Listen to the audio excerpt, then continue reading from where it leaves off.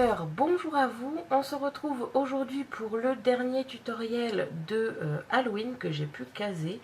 D'ailleurs, il arrive le jour J, le jour d'Halloween.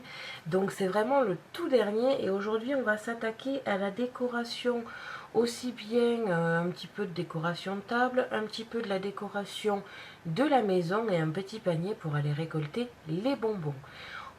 On se retrouve de suite pour le matériel et le tutoriel.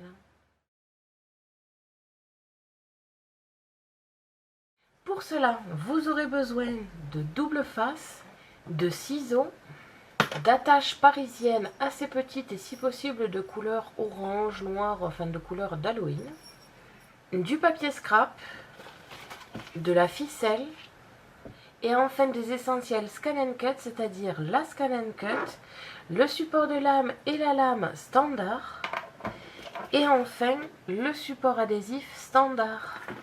On se retrouve de suite pour les tutoriels.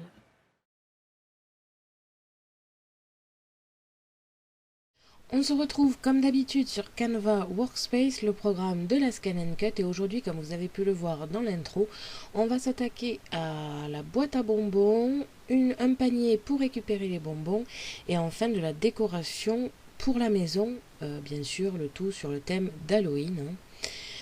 Ici, nous avons le modèle car j'ai dû le faire en deux fichiers. Donc ici, c'est la boîte à bonbons avec son dessus toile d'araignée. Et ici, c'est le panier pour récupérer les bonbons avec les deux ailes de chauve-souris et la anse ici. Et enfin, ici, nous avons la découpe de cercueil qui se plie en deux pour pouvoir faire la déco suspendue. Et pour les fantômes en guirlande, j'ai tout simplement récupéré les fantômes à l'intérieur des cercueils. Donc toujours pareil, vous avez deux fichiers pour ça, que je vous mettrai bien évidemment sur le blog comme d'habitude. Vous allez dans Fichier, exporter le fichier en FCM, vous le mettez sur une clé USB et on se retrouve sur la Scan and Cut. Quand vous avez mis sur une clé USB, vous pouvez l'insérer dans la machine. Vous allez dans Motif, Données enregistrées sur la clé USB, vous retrouvez le modèle à faire, vous l'importez et vous allez pouvoir commencer la découpe.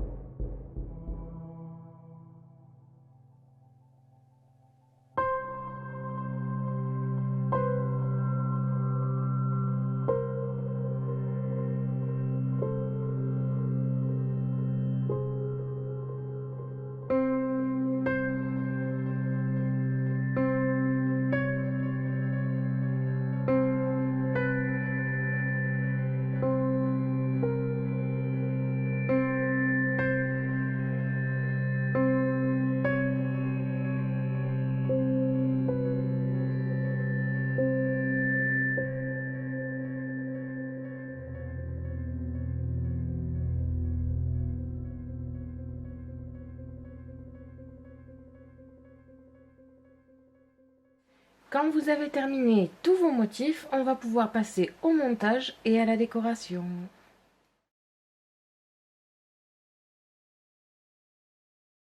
Vous devez obtenir tous ces éléments, c'est-à-dire 8 fantômes qui ont été découpés dans les 8 cercueils. Alors oui, j'ai fait 8 modèles de chaque pour pouvoir faire autant de tours que j'ai envie.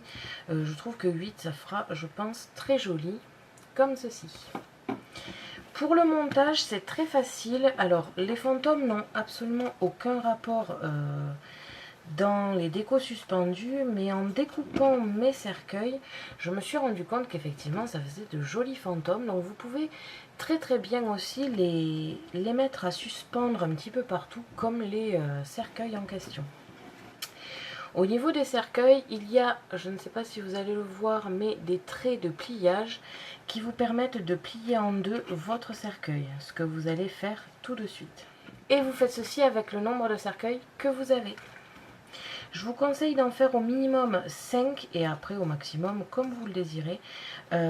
Car 4 ça fait très bizarre. 5 je trouve que ça fait de jolies formes au niveau de votre déco à suspendre. Une fois que tous vos cercueils sont pliés comme ceci, le montage va être très simple. Vous allez poser de la colle sur une face, coller à la suite un deuxième cercueil, encoller la face suivante, encoller et ainsi de suite jusqu'à remplir la totalité de votre déco à suspendre. Comme ceci. Une fois terminé le collage, on va pouvoir passer à la partie suspendue. Donc on va rajouter une ficelle ici. Et tant qu'à faire, on va creuser le haut de nos fantômes et y mettre une ficelle aussi.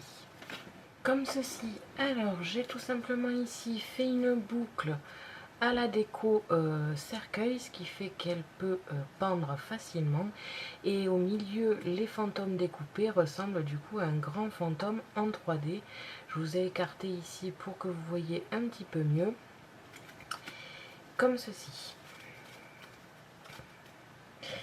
Ensuite, pour les fantômes, j'ai tout simplement décidé de faire une guirlande avec le même style de ficelle. J'ai tout simplement accroché avec une distance entre chaque les fantômes pour pouvoir positionner ma guirlande un petit peu partout. Vous pouvez très bien laisser les fantômes comme ceci nus, ou alors les décorer avec des feutres ou alors des tampons, si vous avez des tampons d'Halloween, de l'embossage. Enfin, vous pouvez vraiment faire ce que vous voulez à ce niveau-là. Moi j'ai décidé de faire vraiment simple. Je trouve que ça suggère pas mal le fantôme, mais c'est pas non plus à fond fantôme quoi. Donc voilà. Une fois les découpes terminées, vous devez obtenir tous ces éléments, c'est-à-dire une première boîte à bonbons avec la toile d'araignée découpée plus les 4 triangles comme ceci, et le panier à bonbons avec la petite anse ici, les 2 ailes de chauve-souris et les 3 triangles comme ceci. Au niveau du montage, ils sont tous assez simples. Je vais commencer par la boîte à bonbons avec les toiles d'araignée. Au niveau de la boîte, vous allez avoir juste le pliage à faire comme ceci. Et positionner votre bonbon à l'intérieur. Il n'y aura rien d'autre à faire car ce qui va tenir la boîte fermée, c'est cette partie toile d'araignée. Pour cela, vous allez plier aux endroits de pliage en faisant très attention parce que c'est très fin. Une fois que tout est plié, vous allez tout simplement coller la partie languette ici sur la dernière partie à côté. Alors évidemment ça va dépasser car je l'ai fait plus grande que la largeur parce que sinon c'était très fin. Je vous conseille de coller avec du pistolet à colle qui tiendra beaucoup plus, et ensuite de découper le surplus avec tout simplement le cutter. Après vous pouvez aussi le positionner sur votre pyramide et voir si ça gâche ou non votre modèle. Car si vous laissez la languette visible, cela vous donnera ceci. Donc c'est vraiment à vous de voir. Moi personnellement je vais le découper. Maintenant si vous ne voulez pas vous énerver dessus, vous pouvez très bien ne pas le couper. Par contre au niveau du collage, je vous conseille sérieusement pas du tout le double face, le pistolet à colle, ça sera beaucoup plus puissant. Si vous n'avez que du double face, vous faites avec du double face. Une fois terminé, cela vous donne comme ceci. Ceci vous ferme la boîte et quand vous enlevez le couvercle, la boîte s'ouvre automatiquement. Personnellement, je ne vais pas mettre plus de décoration car je trouve que ça se décore assez assez bien avec la toile d'araignée en fait.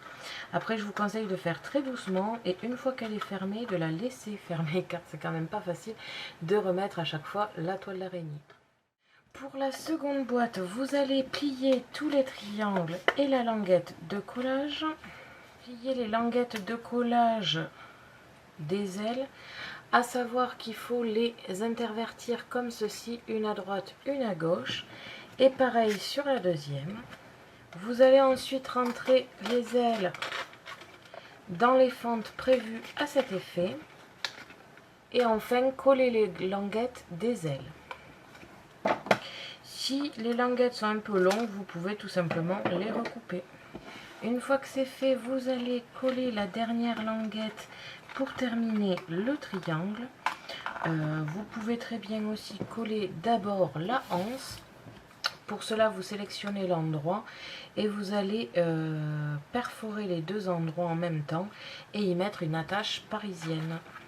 Comme ceci, vous avez ici les petites ailes avec la anse et les attaches parisiennes, pardon. À l'intérieur, vous pouvez mettre un petit peu de feuilles de soie pour ajouter un peu de couleur et puis pour que vos bonbons soient surélevés ou alors les remplir de bonbons, c'est comme vous le désirez. Et vous avez terminé votre panier à bonbons. Merci à tous d'avoir regardé ma vidéo, n'hésitez pas à me poser des questions ainsi qu'à me dire en commentaire ce que vous avez pensé de toutes ces décorations. Je vous invite à me suivre sur mon blog ainsi que mes réseaux sociaux que vous pouvez retrouver dans la description de la vidéo. Et n'oubliez pas que j'ai un lien en partenariat avec Megacrea que vous pouvez retrouver dans la barre d'infos. À la prochaine pour de nouvelles créations.